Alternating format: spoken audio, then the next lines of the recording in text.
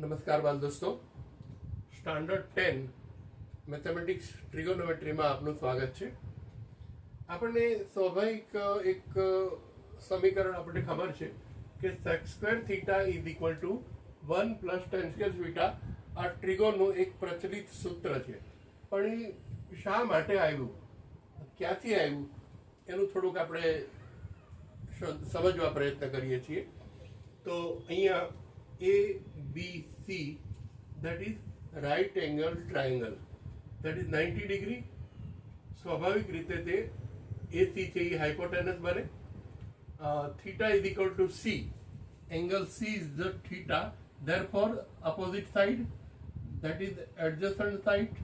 તો આપણને પાયથાગોરસ કામ લાગે છે કે AC square is equal to AB square plus BC square.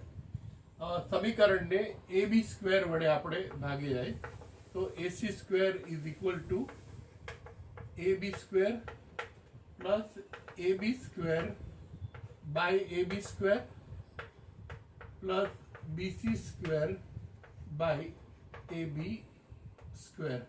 હવે આને એક જુદા સ્વરૂપે લખવું હોય તો આપણે આમ લખી શકાય કે AC by AB bracket raise to square,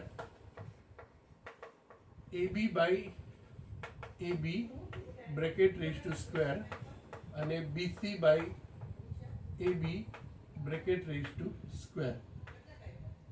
હવે આપણને ખબર છે કે હાઇપોટેનસ અને અપોઝિટ એ જ્યારે આવે ત્યારે આપણે એને સેક થીટા કહીએ છીએ. તો અહીંયા થીટા C છે, therefore sec square C is equal to AB 1 square plus BC by AB, therefore adjacent by opposite, that is we know that tan square theta, tan square C, therefore formula sec square theta is equal to 1 plus tan square theta આપણે સાબિત કરી શકાય. બાળકો, જો like થાય, જો ગમે તો લાઈક કરવાનું ચૂકશો નહીં. Thank you.